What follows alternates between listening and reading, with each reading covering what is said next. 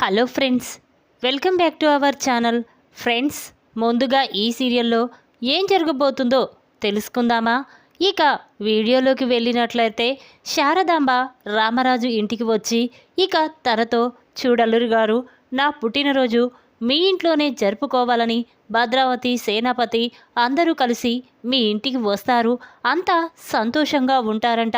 కానీ నా పుట్టినరోజు ఇక్కడ జరగడం నాకు చాలా సంతోషంగా ఉంది, దీనికి ఒప్పుకోండి అల్లుడు గారు అనగానే అప్పుడు ధీరజ్, ఏంటి అమ్మమ్మ, అసలు ఆ భద్రావతి ఏంటి, సేనాపతి ఏంటి మా ఇంటికి రావడం ఏంటి, ఇదేదో ప్లాన్ లాగే అనిపిస్తుంది అనగానే ఇక వల్లి కంగారు పడుతూ, ఇదేంటి వీడు ఇలా ఆలోచిస్తున్నాడు, ఒకవేళ ఈ ప్లాన్ నేనే వేశానని తెలిస్తే నన్ను బ్రతకనివ్వరు అని అనుకుంటూ ఉండగా ఇక వేదవతి, ఏమండి ఒప్పుకోండి, అమ్మ పుట్టినరోజు ఇక్కడ చేస్తే అందరం చాలా సంతోషపడతాం. ఇప్పుడు 25 సంవత్సరాలుగా నా నుండి విడిపోయిన నా పుట్టింటి వాళ్ళు నాతో కలవడానికి ఇక్కడికి వస్తున్నారు, ఒప్పుకోండి అని వేదవతి రామరాజుని బ్రతిమిలాడడంతో ఇక రామరాజు, సరే బుజ్జమ్మ నీ ఇష్టం అని చెప్పగానే ఇక అందరూ సంతోషపడతారు. ఇక నర్మద, ధీరజ్ మాత్రం ఆలోచిస్తూ ఉంటారు. ఇంతలోనే రాత్రి అవుతుంది. భోజనం చేసి అందరూ నిద్రపోతూ ఉంటారు. ఇక నర్మద, సాగర్ ఒక చోట కూర్చొని మాట్లాడుకుంటూ ఉంటారు. ఇక నర్మద, ఏంటండి బామ రావడం ఏంటి, ఇప్పుడు బావ పుట్టినరోజు ఈ ఇంట్లో చెయ్యడం ఏంటి, ఆ భద్రావతి ఏదో ప్లాన్ వేస్తుంది, నాకేదో భయంగా ఉంది అనగానే అప్పుడు సాగర్, ఏమో నర్మద, నాకు కూడా అర్థం కావడం లేదు అని మాట్లాడుకుంటూ ఉండగా ఇంతలోనే ప్రేమ, ధీరజ్లు అక్కడికి వస్తారు. ఇక ధీరజ్, ఏంటొదినా దేని గురించి ఆలోచిస్తున్నావు అనగానే అప్పుడు నర్మద, ఇంకా దేని గురించి ధీరజ్, అదే బామ ఈరోజు ఇంటికి వచ్చి పుట్టినరోజు ఇక్కడే జరిపించాలని చెప్పింది, ఆ పుట్టినరోజుకి సేనాపతి, విశ్వ, భద్రావతి అందరూ మన ఇంటికి వస్తానని చెప్పడమేంటి, నాకు ఇంకా ఇది కళ నిజమా అర్థం కావడం లేదు, ఇదంతా చూస్తుంటే ఏదో ప్లాన్ లాగే అనిపిస్తుంది అని నర్మద అంటుంది. అప్పుడు ఆ మాటలు విన్న ప్రేమ మాత్రం, ఏంటక్క, మా వాళ్ళు ఎప్పుడు అలా ప్రతీకారంతోనే ఉండిపోతారా, వాళ్ళ మనసు కూడా అర్థం చేసుకోవాలి కదా, అంటే మా వాళ్ళు మోసం చేసేవాళ్ళ అని ప్రేమ కోపంగా అక్కడి నుంచి వెళ్ళిపోతుంది. ఇక అది చూసిన నర్మద, ఏంటి ధీరజ్, ప్రేమ ఇలా తొందరపడుతుందేంటి, ఇదంతా చూస్తుంటే ఏదో ఖచ్చితంగా ప్లాన్ వేసే ఉంటారు, పుట్టినరోజులో అందరి ముందు మామయ్యని అవమానించాలని చూస్తున్నట్టున్నారు. ఇక మామయ్య అవమానం తట్టుకోలేడు, ఇంతకు ముందే మావయ్యకి హార్ట్ అటాక్ కూడా జరిగింది, ఇప్పుడు ఆ భద్రావతి, సేనాపతి ఇంటికి వచ్చి అందరి ముందు అలా అవమానిస్తుంటే ఇక చూసి తట్టుకోలేడు, ఏం చెయ్యాలో కూడా అర్థం కావడం లేదు, అసలు ఈ ప్లాన్ వెనుక ఎవరున్నా కూడా తెలియడం లేదు అని నర్మద అంటుంది. అప్పుడు ధీరజ్, ఎలా వదినా, ఎలా తెలుసుకోవాలి, మనకి ఏ క్లూ కూడా దొరకడం లేదు, అసలు ఏం ప్లాన్ వేశారు, వాళ్ళ ప్లాన్ ఏంటో కూడా తెలియడం లేదు కదా వదిన, ఇప్పుడు ఎలా అని నర్మద, ధీరజ్ మాట్లాడుకుంటూ ఉంటారు. ఇక సాగర్, పద నర్మద, ఇప్పటికే చాలా ఆలస్యమైంది, వెళ్దాం పద అని చెప్పి అక్కడి నుంచి వెళ్తూ ఉంటారు.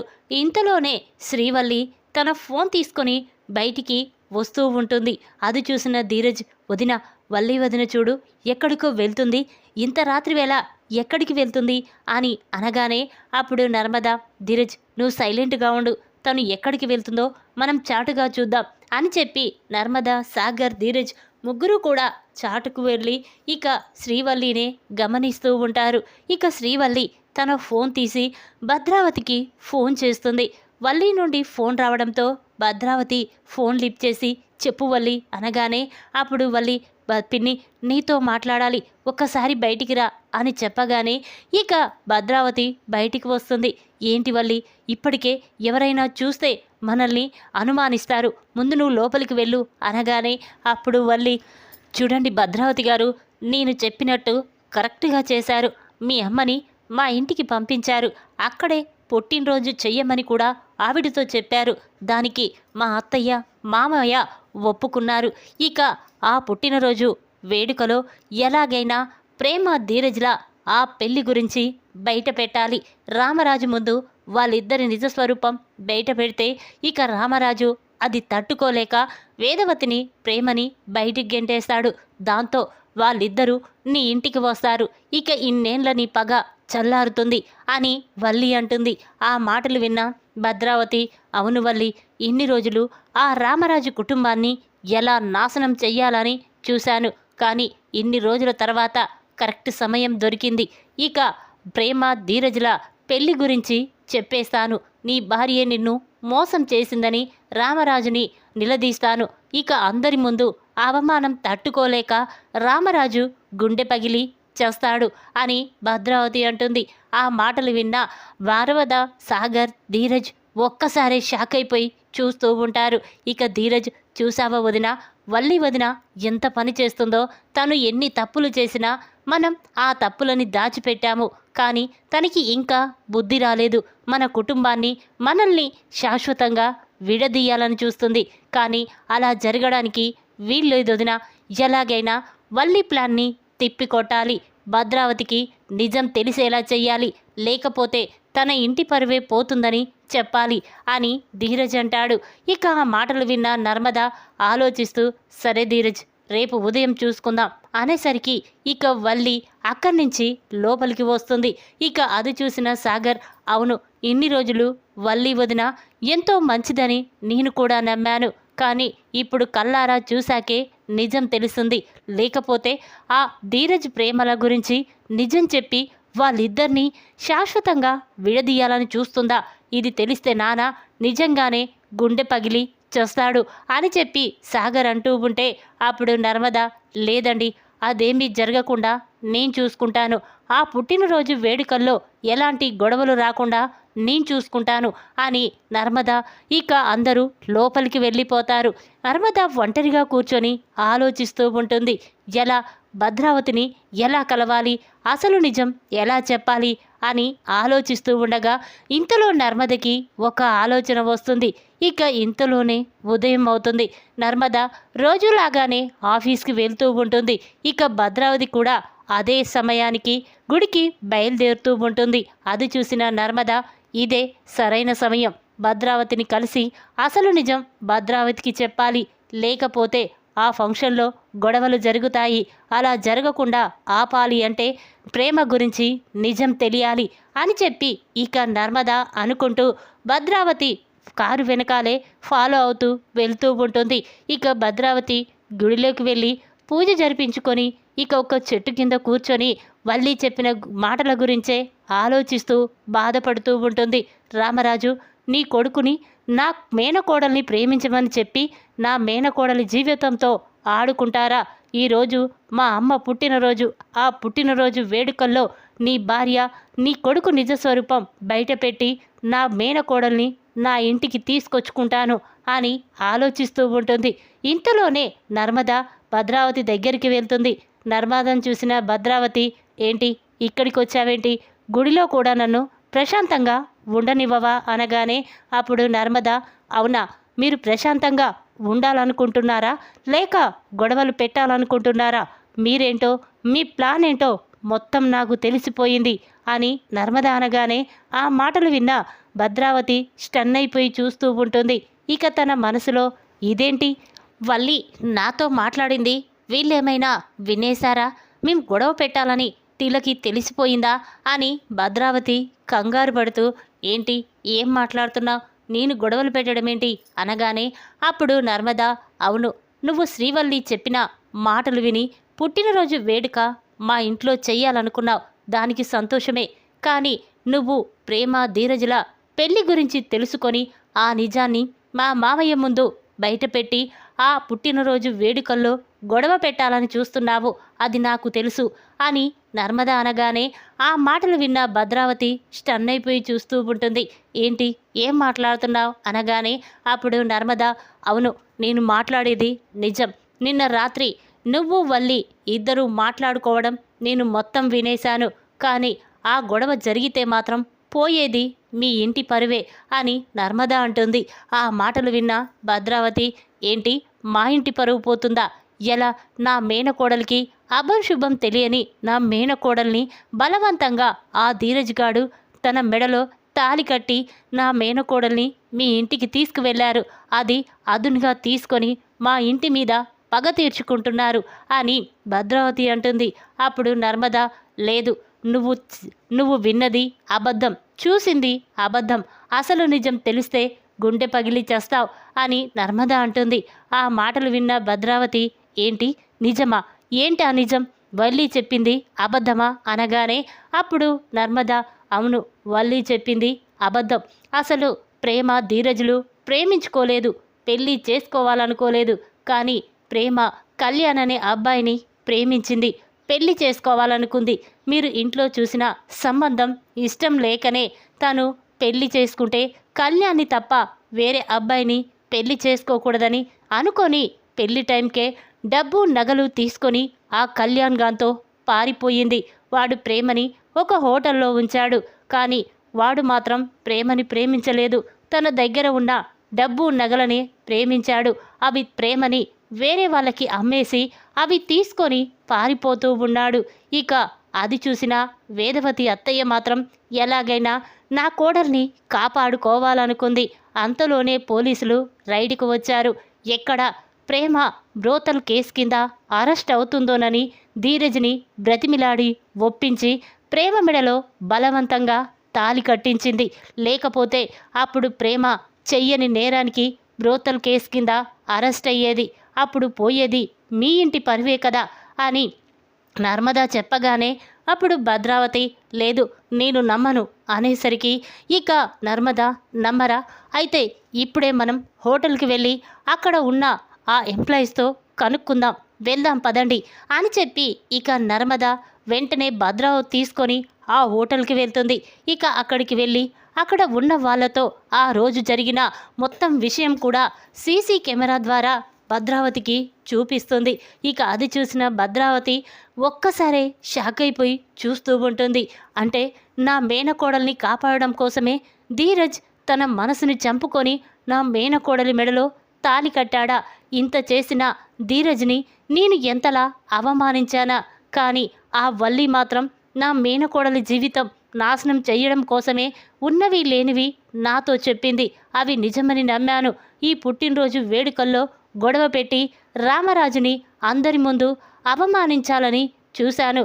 కానీ ఇప్పుడు నిజం తెలిసాక రామరాజు కాళ్ళు పట్టుకొని క్షమాపణ చెప్పాలని ఉంది అని భద్రావతి అంటుంది. అప్పుడు నర్మద మాత్రం, చూడండి అత్తయ్య, మీరు ఏమీ చెయ్యకపోయినా పర్వాలేదు, కానీ బామగారి అనుకున్నట్టు తన 70వ పుట్టినరోజు మా ఇంట్లో అందరం కలిసి సంతోషంగా సరదాగా గడుపుతాము. కానీ ఏ గొడవ పెట్టకూడదు. కానీ ఆ వల్లి దగ్గర వీడియో ఉంది, ఎలాగైనా ఆ వీడియోని తన దగ్గర నుంచి మీరు తీసుకోండి అని చెప్పగానే అప్పుడు భద్రావతి, సరే నర్మద, నువ్వు చెప్పినట్టే చేస్తాను. ఆ వల్లి దగ్గర ఉన్న వీడియోని నేను తీసుకుంటాను. ఇక ఆ పుట్టినరోజు వేడుకల్లో ఎలాంటి గొడవ జరగకుండా నేను చూసుకుంటాను అని భద్రావతి అంటుంది. అప్పుడు నర్మద, సరే అత్తయ్య, చెప్పింది అర్థం చేసుకున్నందుకు చాలా సంతోషం అని చెప్పి ఇక అక్కడి నుంచి వెళ్ళిపోతుంది. ఇక ఇంతలోనే ఉదయం అవుతుంది. ఇక శారదాంబ 70వ పుట్టినరోజు అంగరంగ వైభవంగా చెయ్యాలని రామరాజు ఇంట్లో చాలా సరదాగా సంతోషంగా అన్ని ఏర్పాట్లు చేస్తూ ఉంటారు. ఇక అది చూసిన వల్లి మాత్రం చాలా కోపంతో రగిలిపోతూ ఉంటుంది. ఉండండి, చాలా సంతోషంగా ఉన్నట్టున్నారు, కానీ ఆ సంతోషం ఒక కొద్దిసేపడు మాత్రమే. మరో గంట సేపట్లో ఆ ప్రేమ ధీరజుల పెళ్లి గురించి నిజం తెలుస్తుంది. ఇక భద్రావతి ఈ ఇంటికి వచ్చి గొడవ పెడుతుంటుంది. అప్పుడు అందరి ముందు మావయ్యని అవమానిస్తుంది. ఇక దాంతో మావయ్య గుండె పగిలి చేస్తాడు అని చెప్పి ఇక వల్లి అనుకుంటూ ఉంటుంది. ఇంతలోనే భద్రావతి, సేనాపతి అందరూ కూడా రామరాజు ఇంటికి వస్తూ ఉంటారు. ఇక అది చూసిన వేదవతి చాలా సంతోషపడుతూ ఉంటుంది. ఇక తన మనసులో ఎప్పుడూ లేనిది, మా అన్నయ్య, నా అక్క అందరూ కూడా మా ఇంటికి వస్తున్నారు, ఇన్నేళ్ల సంతోషం నాకు చాలా ఆనందంగా ఉంది అని చెప్పి అనుకుంటూ ఉంటుంది. ఇక ఇంతలోనే అందరూ కూడా వచ్చేశారు. ఇక ఇంతలో భద్రావతి ఎలాగైనా ఈ గొడవ జరగకూడదు అంటే వల్లి దగ్గర ఉన్న వీడియోని నా సొంతం చేసుకోవాలి అని చెప్పి వెంటనే భద్రావతి వల్లి దగ్గరికి వెళ్ళి, ఏంటి వల్లి, అన్ని ఏర్పాట్లు ఓకే కదా? చూడు, కేక్ కట్ చేసే లోపు ఈ గొడవ మరింతదవ్వాలి. అయినా నీ దగ్గర వీడియో ఉందని చెప్పావు కదా, ఆ వీడియో ఒక్కసారి నా ఫోన్లోకి పంపించు అనగానే అప్పుడు వల్లి సరే అని చెప్పి పంపిస్తూ ఉండగా ఇక భద్రావతి, వల్లి, ఇప్పుడు ఎవరైనా నిన్ను నన్ను చూస్తే ఏదో అనుమానిస్తారు. అందుకే ఒక్కసారి నీ ఫోన్ నాకు ఇచ్చేయి, నేను పంపించుకుంటాను అని చెప్పగానే ఇక వల్లి వెంటనే ఆ ఫోన్ని భద్రావతికి ఇస్తుంది. ఇక భద్రావతి ఆ ఫోన్లో ఉన్న ఆ సీసీటీవీ ఫుటేజ్ రికార్డుని మొత్తం డిలీట్ చేస్తుంది. ఇక వెంటనే భద్రావతి ఆ ఫోన్ వల్లికి ఇస్తుంది.